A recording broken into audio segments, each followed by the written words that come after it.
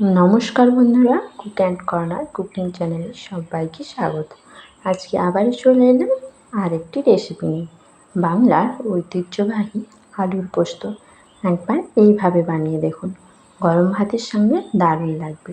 সেই জন্য আমি প্রথমে কয়েকটা গোটা আলু খোসা ছাড়িয়ে ধুয়ে নিয়েছি এবং সেগুলোকে একটা ছুরির সাহায্যে ছোট ছোট করে টুকরো করে নিচ্ছি।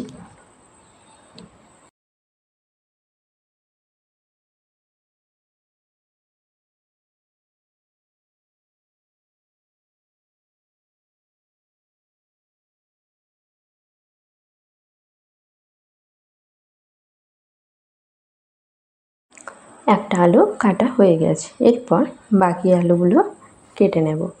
ভালো করে ছোট ছোট করে কেটে নিয়েছি, দেখতেই পাচ্ছ। এইরকম সাইজ করলে সেদ্ধ হতে বেশি সময় লাগবে না, তাই এইরকমভাবে আমি কেটে নিয়েছি। এখানে আমি একটা মশলা বানিয়ে নিচ্ছি। প্রথমে পরিমাণ মতো হলুদ গুঁড়ো, পরিমাণ মতো জিরে গুঁড়ো ও পরিমাণ মতো কাশ্মীরি লঙ্কার গুঁড়ো দিয়ে পরিমাণ মতো জল দিয়ে ভালো করে মিশিয়ে নেব।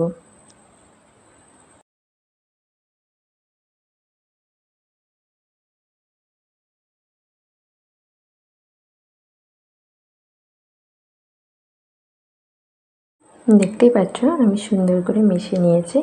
ঠিক এইরকমভাবে সুন্দর করে মশলাটাকে বানিয়ে নিতে হবে। এখানে একটা বলে পরিমাণ মতো পোস্ত নিয়ে নিয়েছি।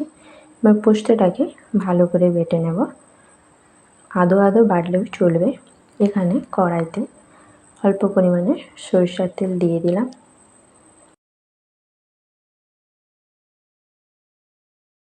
তেল গরম হয়ে এলে তাতে দুটো শুকনো লঙ্কা দিয়ে দিয়েছি এবং একটু নেড়ে চেড়ে পরিমাণ মতো কালো জিরা দিয়ে দেব।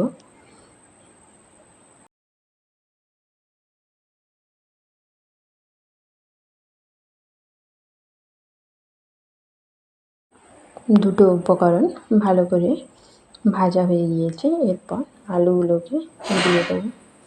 আলুগুলো দিয়ে ভালো করে ভেজে নেব এবং কিছুক্ষণ ভাজা হতে রেখে দেব।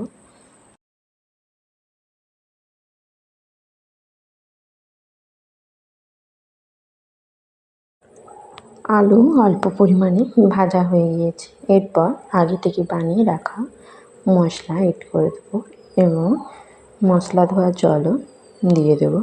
তারপর পরিমাণ মতো জল দিয়ে সেদ্ধ দিয়ে পরিমাণ মতো জল দেওয়ার পর আমি ঢাকা চাপা দিয়ে দিলাম প্রায় 5 মিনিটের জন্য। 5 মিনিট প্রায় হয়ে গিয়েছে, বা দেখো খুব সুন্দর সেদ্ধ হয়ে গিয়েছে। এগুলোকে আমি আর একটু ভালো করে পিষে নিচ্ছি যাতে গ্রেভিটা সুন্দর হয় এবং পোস্তর পেস্টটা অ্যাড করে দিলাম। ভালো করে নেড়ে চেড়ে নেব এবং কিছুক্ষণের জন্য রেস্টে রেখে দেব অল্প আঁচ করে। কিছুক্ষণ রেস্টে রাখার পর আমি প্রথম থেকেই লবণ অ্যাড করিনি, এই জন্য লবণ অ্যাড করে দিচ্ছি এবং তার সাথে অল্প পরিমাণে চিনিও অ্যাড করে দিচ্ছি। ও এবারে গরম মশলা দিয়ে ভালো করে সব উপকরণগুলোকে মিশিয়ে নেব। এইবার দেখতেই পাচ্ছ কেমন সুন্দর হয়েছে। এটা রুটি, ভাত, পরোটা, লুচি সব কিছুর সাথে পরিবেশন করা যেতে পারে। সম্পূর্ণ নিরামিষ রেসিপি। এবার এটা পরিবেশন করে দেখাচ্ছি কেমন সুন্দর হয়েছে।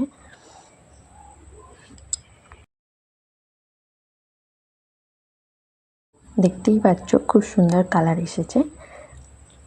ভিডিওটি ভালো লাগলে অবশ্যই লাইক, কমেন্ট, সাবস্ক্রাইব করে দিও। আরও নতুন নতুন ভিডিও পাওয়ার জন্য অল নোটিফিকেশান অন করে দিও এবং আমার চ্যানেলে নতুন হয়ে থাকলে সাবস্ক্রাইব করে দিও। বিদায় বন্ধুরা, আবার দেখা হচ্ছে নতুন ভিডিও নিয়ে।